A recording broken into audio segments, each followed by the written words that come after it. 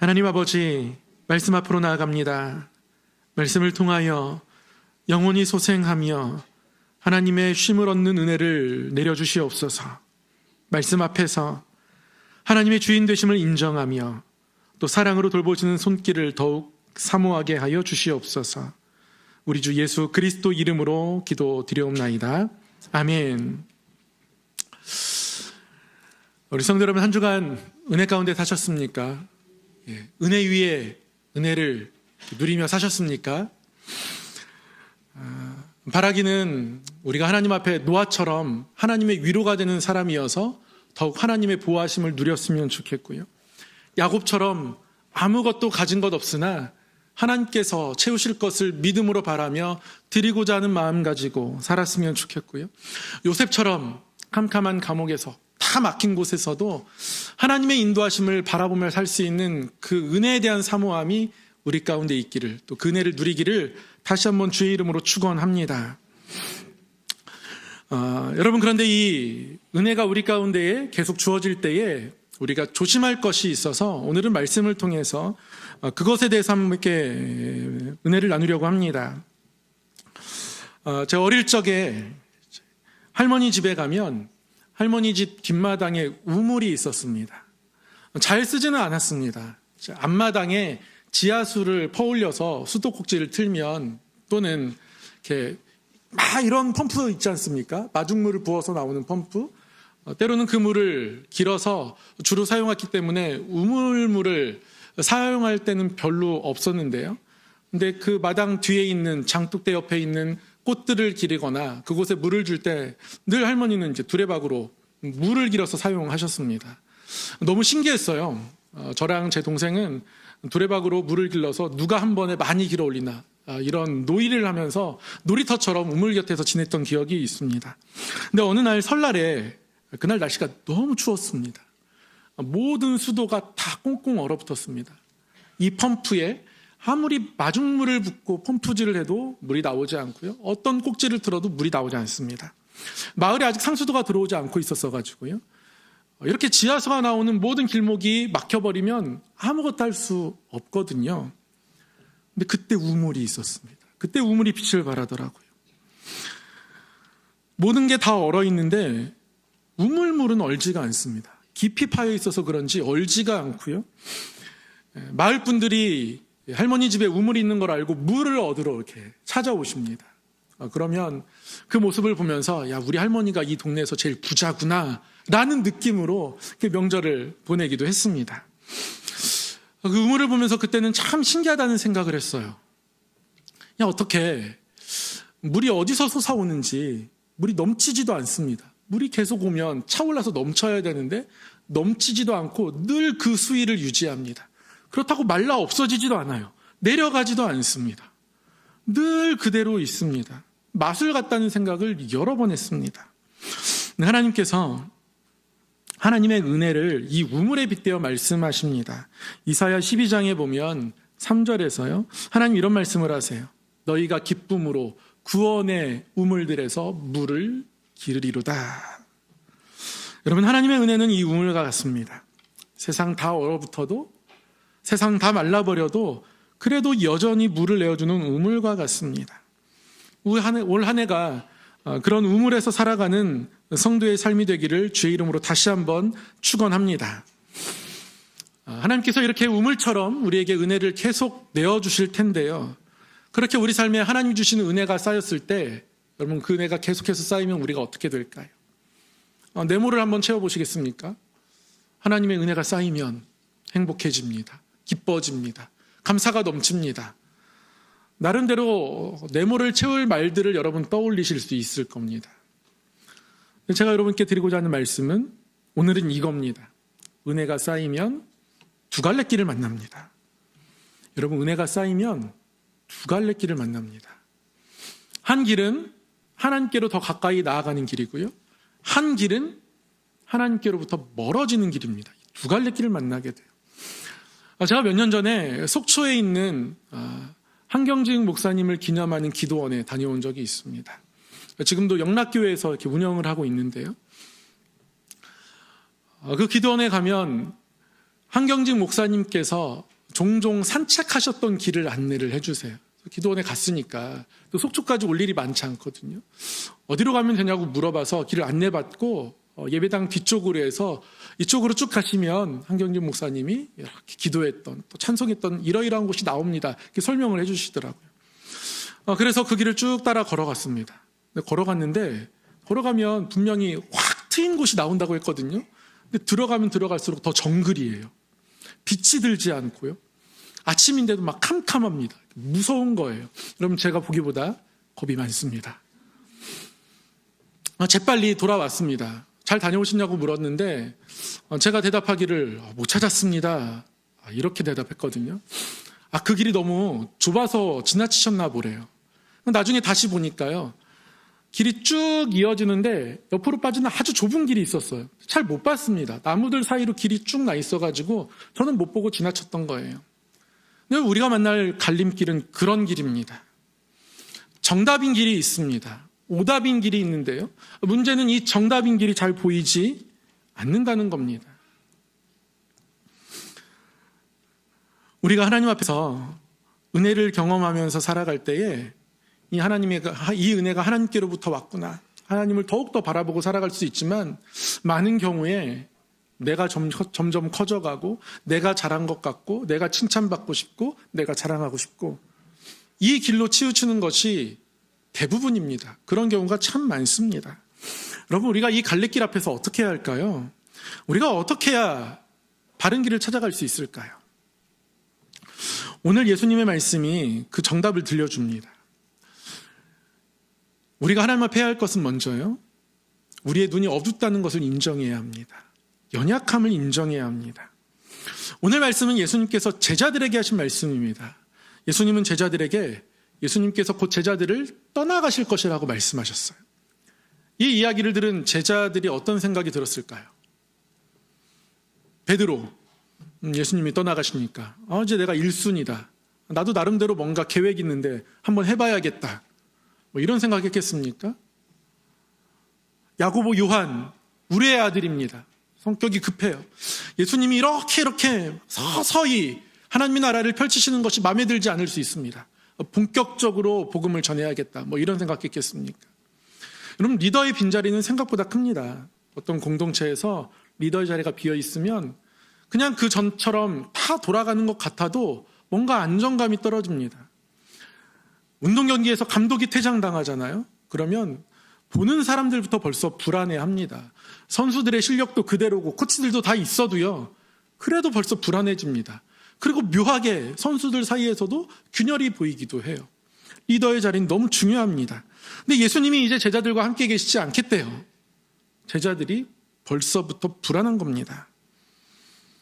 그런데 이렇게 제자들 곁을 떠나겠다고 말씀하신 예수님께서 제자들이 불안해하는 마음, 두려워하는 마음 다 알고 계십니다. 그리고 그 자리에 두지 않으려고 하십니다. 결론부터 말씀드리면 31절에 보면 예수님 제자들에게 이렇게 말씀하시죠. 일어나라, 여기를 떠나자. 장소를 옮기는 것이 아니라요. 두려움의 자리, 불안함의 자리를 떠나자고 말씀하시고 제자들은 떠나는 겁니다.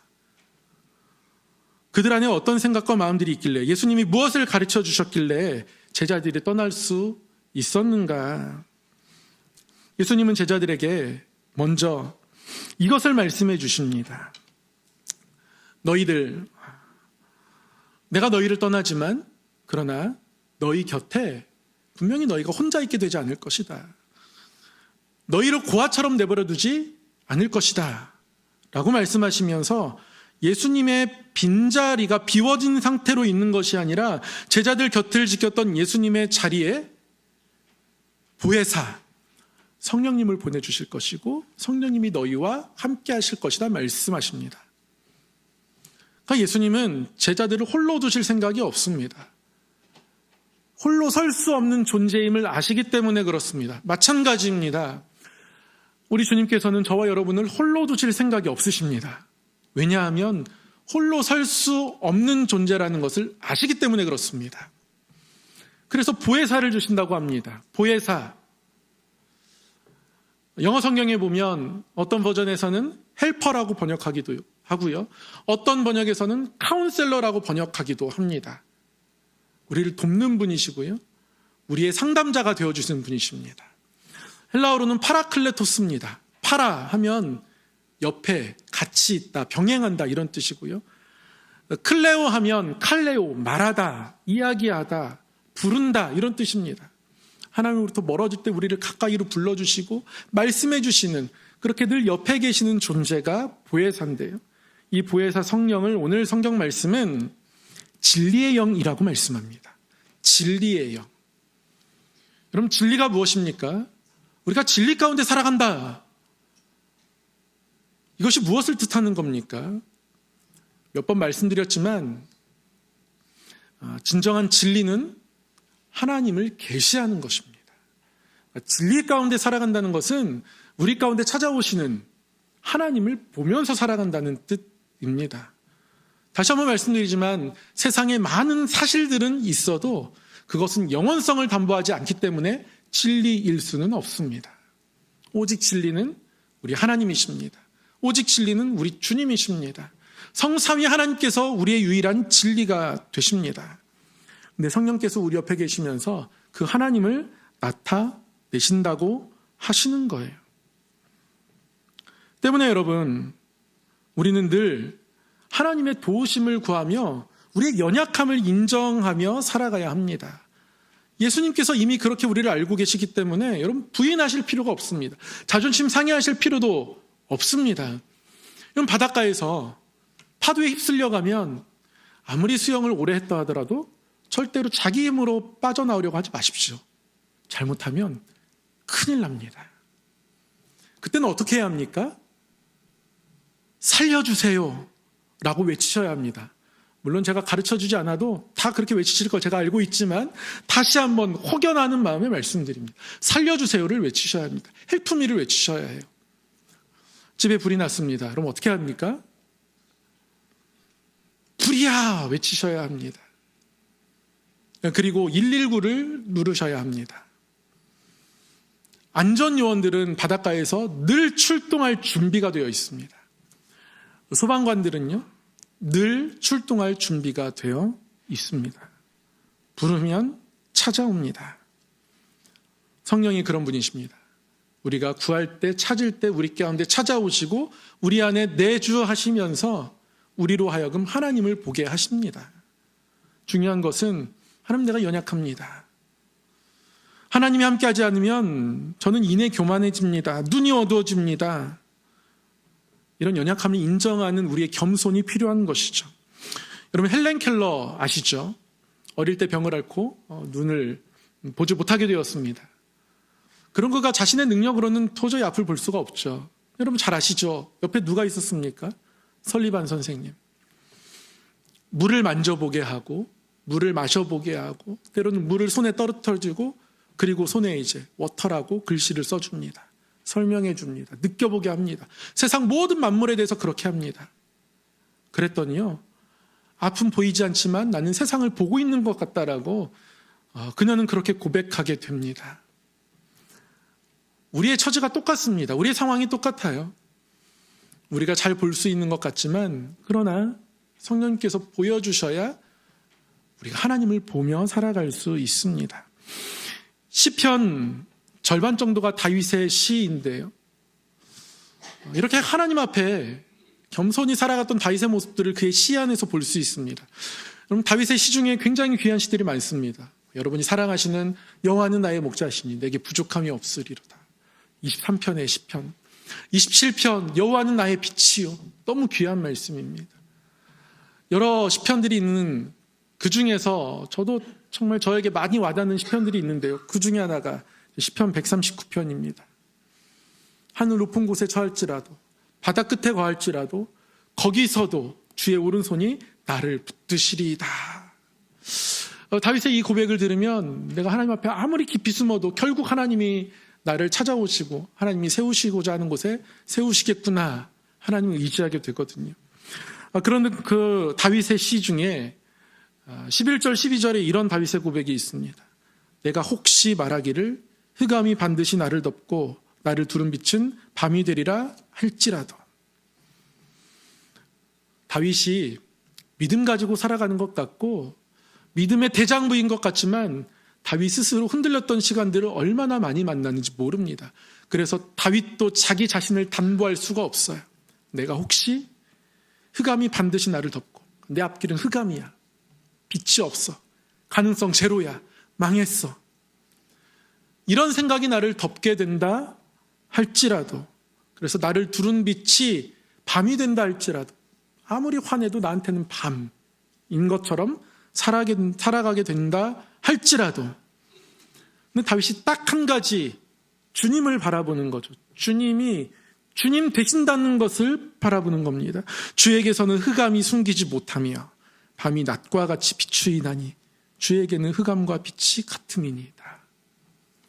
내가 아무리 캄캄한 밤이어도 하나님에게는 빛이라고, 하나님에게는 어둠이 없다고, 하나님은 내 앞길을 보고 계신다고, 알고 계신다고, 하나님이 누구이신지 그거 하나 붙들고 서 있는 겁니다. 그거 바라봐야 이겨낼 수 있거든요. 다윗이 믿음의 창부인 것 같지만 자기 스스로조차 내 믿음을 담보하지 못할 때에 다윗이 끝까지 하나님 바라보며 살아가게 했던 그 안에 성령님의 역사심이 있었기 때문에 다윗은 끝까지 믿음의 길을 걸어갈 수 있었던 겁니다. 그럼 우리 성도 여러분, 우리가 늘 하나님 앞에 고백해야 합니다. 하나님, 저의 눈은 어둡습니다. 이내 하나님 보는 것을 잊어버립니다. 하나님이 밝혀주셔야 합니다. 그러면 제가 감히 하나님을 볼 수 있습니다. 하나님을 알 수 있습니다. 하나님을 따라갈 수 있습니다. 여러분, 이러한 믿음의 고백이 저와 여러분에게 있기를 주의 이름으로 축원합니다. 제자들에게 예수님께서 이것 가르쳐 주셨습니다. 너희들 혼자 이길 수 없는 것 안다. 그래서 보혜사 성령님이 너에게 있고 그는 진리의 영이 있고 내가 너에게 말한 것을 생각나게 해서 나를 바라볼 수 있도록 인도하실 것이고 내가 너희 곁에 없어도 있는 것처럼 너희가 살아갈 수 있을 것이고 그래서 너희가 이 두려움의 자리를 떠날 수 있다라고 가르쳐 주시면서 예수님이 또 한 가지 중요한 말씀을 하시는데요. 제자들에게 평안을 끼친다 말씀하세요. 예수님이 오늘 본문 27절의 말씀을 통해서 이렇게 말씀하십니다. 평안을 너희에게 끼치노니 곧 나의 평안을 너희에게 주노라. 내가 너희에게 주는 것은 세상이 주는 것과 같이 아니하니라. 너희는 마음에 근심하지도 말고 두려워하지도 말라 말씀합니다. 예수님께서 제자들에게 평안을 말씀하시면서 그 평안을 뭐라고 말씀하셨냐면 나의 평안이라고 말씀하셨어요. 우리 주님은 하나님과 근본 하나이십니다. 근본 하나 되신 예수 그리스도 그분 안에 있는 그 평안이 우리에게까지 이어지겠다 말씀하고 계십니다. 여러분, 여기서 끼친다는 이 말이요, 아피엠이라는 말인데요, 남겨둔다라는 뜻입니다. 남겨두는 것. 예수님께서 제자들 곁을 떠나시면서 한 가지 남겨두겠다고 말씀하세요. 내가 너희 곁을 떠나지만 너희들에게 이거는 남겨두고 간다고 말씀하신 것 뭐예요? 평안입니다. 평안. 여러분, 떠날 때 남겨두는 게 뭡니까? 유산이죠. 유산. 가장 소중한 것이, 가장 필요하고 귀한 것이 유산으로 남겨집니다. 그러니까 예수님이 우리에게 유산처럼 남겨주신 것이 평안이라고 말씀하고 있는 거예요. 그 평안이 나의 평안이라고 말씀합니다.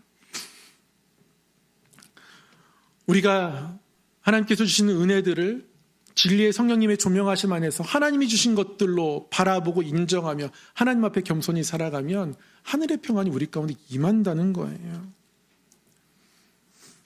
하나님 앞에서 잘못하면 하나님께서 은혜로 많은 것들을 주셨을 때 우리 어깨가 올라갈 수 있습니다.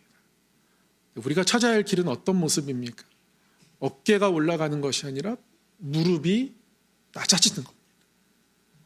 하나님 앞에 낮은 무릎을 가지고 기도하며 더욱 하나님의 도우심을 구하며 살아가면, 그러면 유산처럼 우리 주님께서 우리에게 남겨주신 평안이 우리 삶을 채워갑니다. 이러한 모습으로 우리가 주님 앞에 살아가기를 주의 이름으로 축원합니다. 여러분, 바하를 아시죠? 위대한 작곡가입니다. 저도 피아노 학원에서 피아노를 바하까지 쳤습니다. 그런데 제가 친 바하는 바이엘 학원입니다. 이분이 아니에요. 제가 쳤던 것과는 다른 높은 차원의 음악가인데요. 그분의 악보에서 정말 높은 차원의 그분의 중심을 볼 수가 있습니다. 이분의 악보 첫머리에는 늘 JJ라고 씁니다. 빈 악보에 JJ를 쓰고 이름 적고 악보를 그려가기 시작하는 거예요. 이 JJ는 제수 유바, 그러니까 예수 유바 이런 뜻입니다. 해석하면 예수여 도우소서 그런 뜻입니다. 바하는 악보를 그릴 때마다 예수여 도우소서 주의 도우심을 구하며 시작했습니다. 많은 명작들을 남겼지만 매번 예수여 나를 도우소서 하나님 앞에 무릎 꿇는 마음으로 곡을 써 내려갔습니다. 완성되었을 때는 어떻게 했을까요?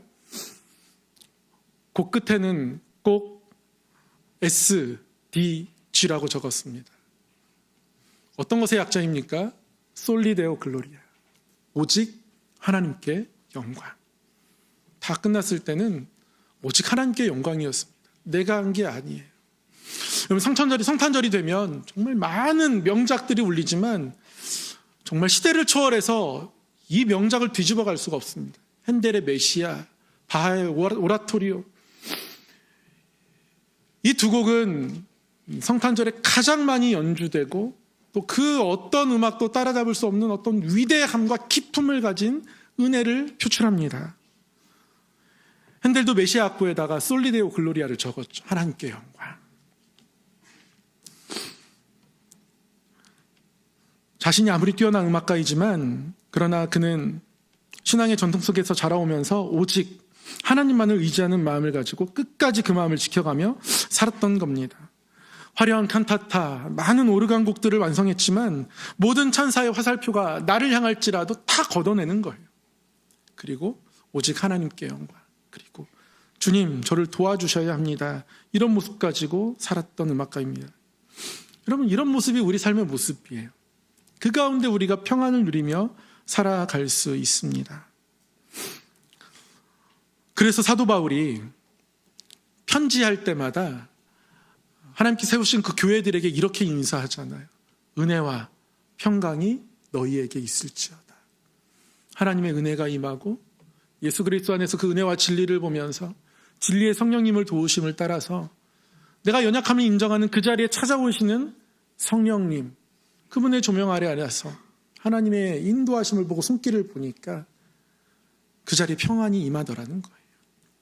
그래서 복음을 전하는 곳마다 사도 바울은 은혜와 평강이 너희에게 있을지어다.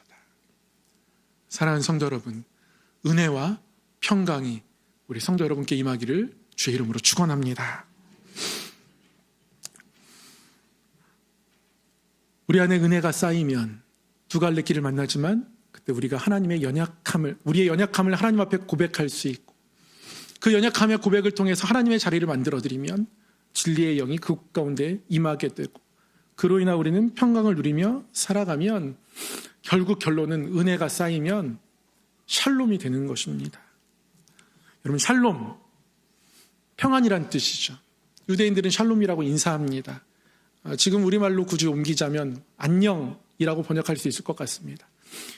이 샬롬의 본래의 뜻은 여러분 가득 차 있다는 뜻입니다. 비어있지 않다. 가득 차 있다. 이게 샬롬이에요. 은혜가 쌓이고 쌓여서 은혜를 주신 하나님으로 가득 차 있으면 그게 샬롬인 겁니다. 사도 바울은 그 은혜와 평강을 인사로 늘 고백했던 것이죠.